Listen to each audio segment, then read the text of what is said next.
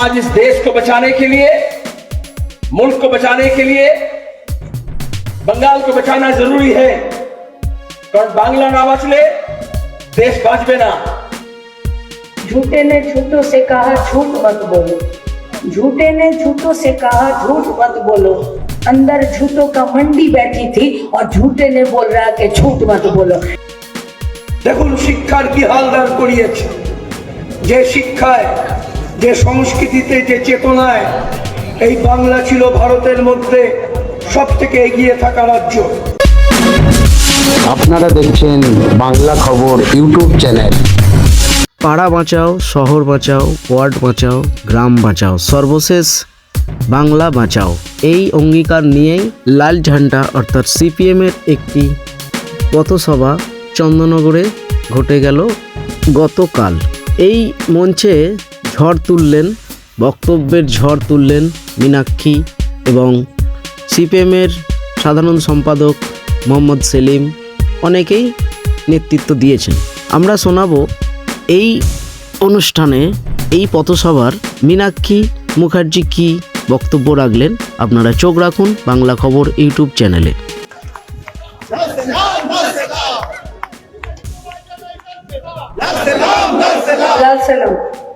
আমাদের সভাপতি এবং মঞ্চে উপস্থিত আছেন আমাদের পার্টির নেতৃত্বরা, আমাদের পার্টির রাজ্যের সম্পাদক, পলিটব্যুরোর মেম্বার, আমাদের পার্টির রাজ্যের নেতারা, কেন্দ্রীয় কমিটির নেতৃত্বরা এবং আপনারা। দেখুন, চন্দননগর আলোর শহর। অনেক লড়াই করে এই আলো চন্দননগরে জ্বলেছে। চন্দননগরের আলো একা জ্বলতে পারবে না। যদি গোটা পশ্চিমবঙ্গের আধারটাকে না খুঁচিয়ে আমরা গোটা বাংলায় আলো জ্বালতে না পারছি, তাই চন্দননগরের বাড়তি দায়িত্ব নিজেদের এই অংশের সঙ্গে গোটা রাজ্যের অন্ধকারকে খুঁচিয়ে আলো জ্বালাতে হবে। পারবো তো আমরা? কোথাও কোনো প্রশ্ন, কোনো দ্বিধা নেই তো? বাস, মন্ত্র একটাই, যার নাম হলো সাহস। ওরা ভয় দেখাতে চাইছে, শুধু ভয়।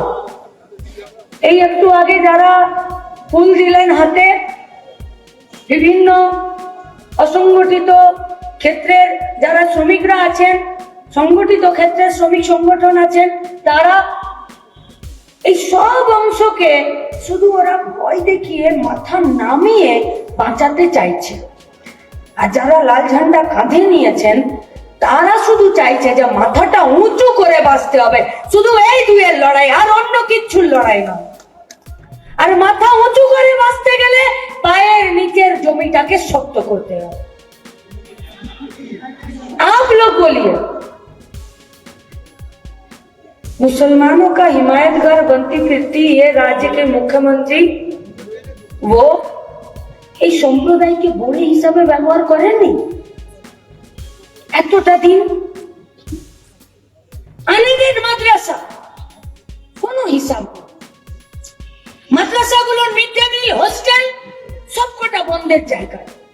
হোস্টেলে যারা কাজ করছিলেন সেটা চলে গেল।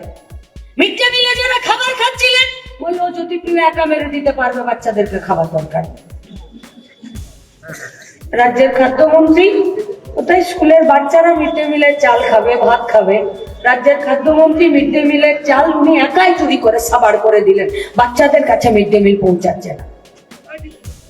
800 करोड़ रुपए माइनॉरिटी डेवलपमेंट के।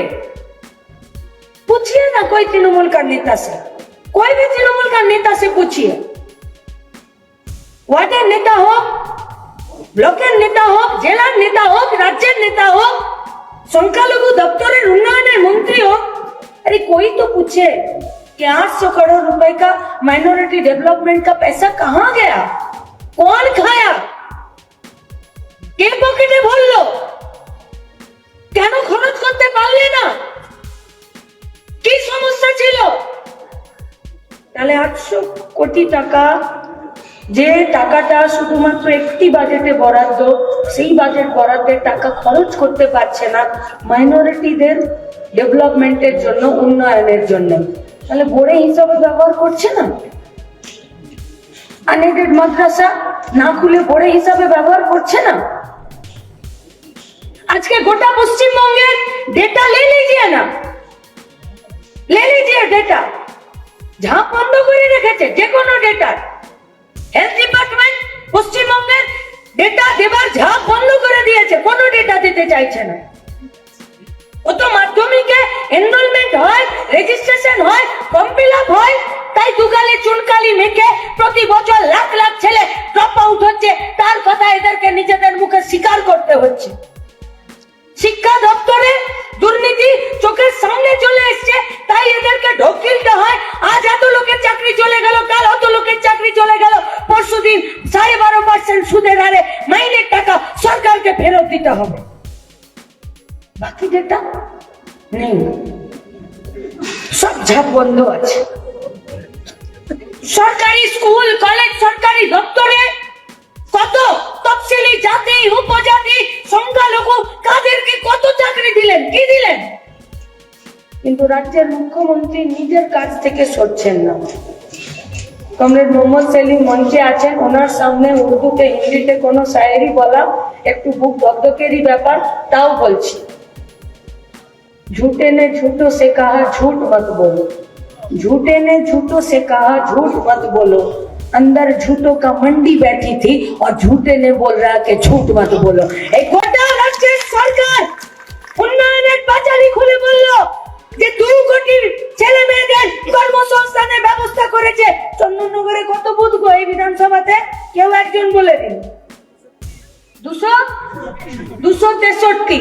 আমরা রাতের বেলা বসে অঙ্ক কষে ক্যালকুলেটর নিয়ে খাতা কলম নিয়ে যোগ গুণ ভাগ করে দেখলাম 263টা বুথের প্রত্যেকটা বুথে 248 জন করে ছেলে মেয়ে নতুন করে কর্মসংস্থানের জায়গা হয়েছে। এক ভি আদমি হাত উঠাकर বলিয়ে কে এই 263টা বুথের একটা বুথে কারা 248 জন, তাদের নাম বলে দিন যে এই 14টা বছরে এই 15টা বছরে তার একটা কর্মসংস্থানের জায়গা হয়েছে। আমি বলছি মুখ্যমন্ত্রী মিথ্যে কথা বলছেন?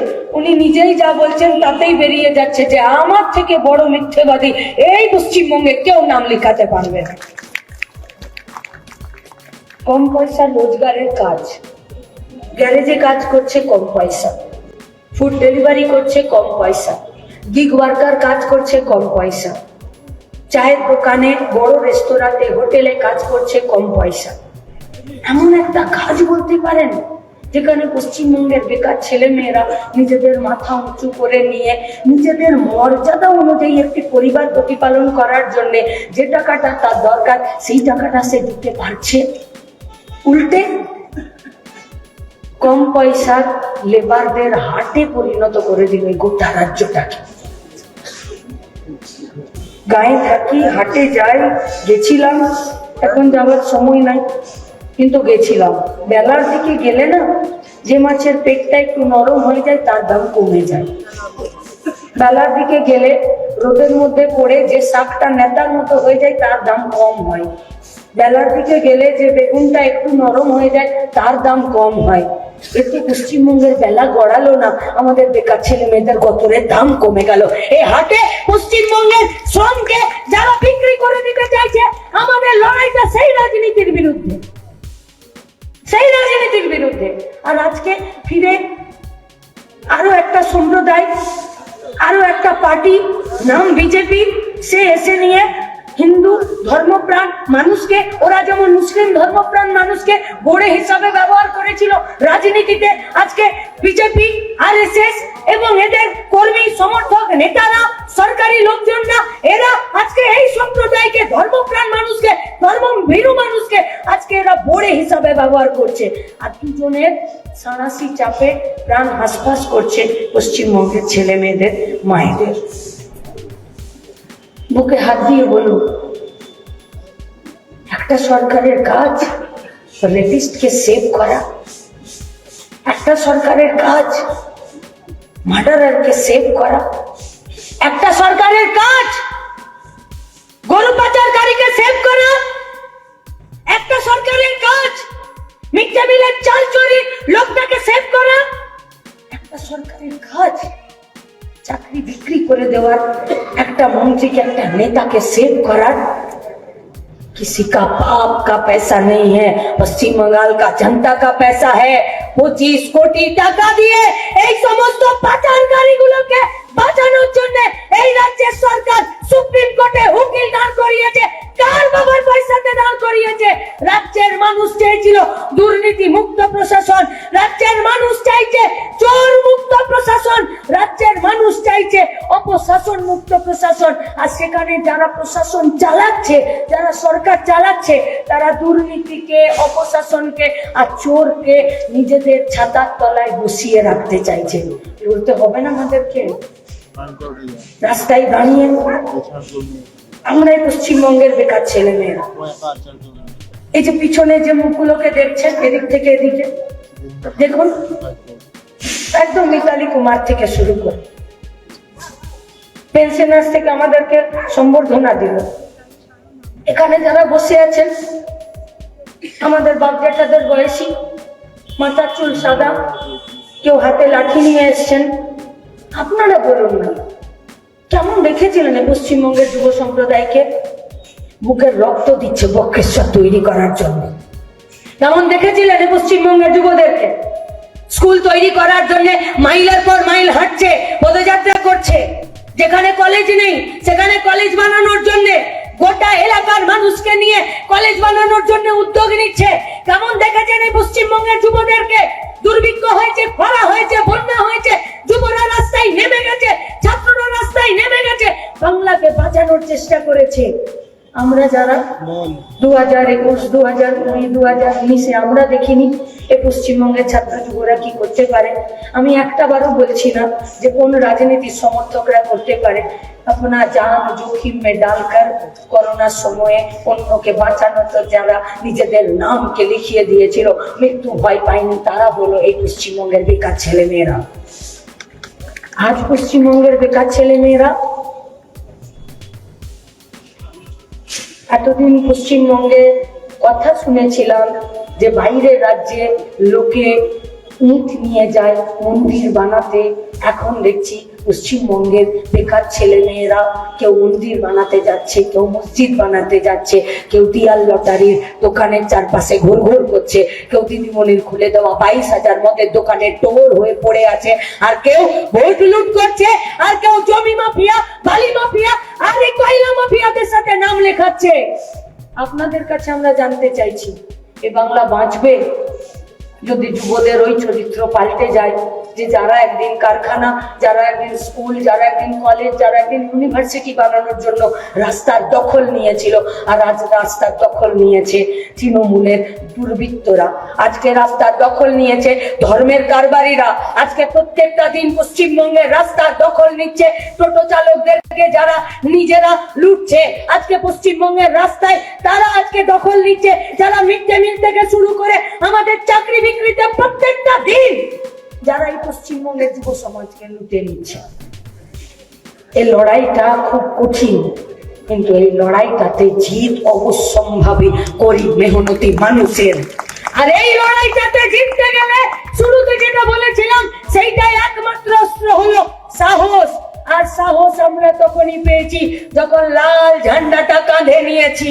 ওনাদের অভিজ্ঞতা আছে, মোহাম্মদ সেলিম বসে আছেন, শ্রমিক লাইরিরা বসে আছেন, ওনাদের কাছ থেকে আমরা শিখেছি পার্লামেন্টের ভেতরেও চোরকে চোর বলার মুরদ রাখতে হয়, আর রাস্তাতেও লাল ঝান্ডা নিয়ে, রাস্তার দখল নিয়ে এই পশ্চিমবঙ্গকে বাঁচানোর লড়াইয়ে থাকতে হয়। তাই আপনাদের কাছে, এই আলোর শহরের কাছে, এই বিধানসভার কাছে, এই জেলার কাছে আমরা বড় আশা নিয়ে, লাল ঝান্ডার কর্মীরা, এই প্রজন্মের ছাত্র যুবরা আমরা অনেক আশা নিয়ে দাঁড়িয়ে আছি, যে আশাতে শুধুমাত্র আমি আপনি না, গোটা পশ্চিমবঙ্গটা আলোর রাজ্য হবে। তাই অন্ধকার থেকে আলোর ফেরানোর এই লড়াইয়ে, এই যাত্রায়, এই বাংলাকে বাঁচানোর যাত্রায় আসুন আমরা সবাই মিলে একসাথে এক লড়াইয়ে একভাবে দাঁড়াই। কেন? क्योंकि वो लोग बस इसी बात से डरते हैं कि एक दिन हम आप मिलके उनसे डरना छोड़ देंगे। बस ওদেরকে ভয় পাওয়া ছেড়ে দিলে ওরা ভয় পেতে শুরু করবে। তাই গোটাটা হলো সাহস আর ভয়ের খেলা। এতদিন ওরা ভয় দেখিয়েছে, এবারে রাস্তার দখল নিয়ে ভয়ের ঘরে ভয় ঢোকানোর পালা। আর সেটাই বাংলা বাঁচানোর লড়াই। সেই বাংলা বাঁচানোর লড়াইয়ে আপনাদের সবাইকে অংশগ্রহণ করতে, এরপর আমাদের র্যালি শুরু হবে। আমাদের আবেদন, লাল ঝান্ডা সিপিআইএম এর আবেদন, একটু পরে যে র্যালিটা শুরু হবে সেই র্যালিতে আপনারা প্রত্যেকে অংশগ্রহণ করবেন। আসুন গোটা হুগলিতে আমরা গরিব মেহনতি মানুষের পায়ের নিচের জমি শক্ত করার জন্য এই র্যালিতে সামিল হই। ইনকালাব জিন্দাবাদ, লাল ঝান্ডা জিন্দাবাদ। আপনারা দেখছেন বাংলা খবর ইউটিউব চ্যানেল।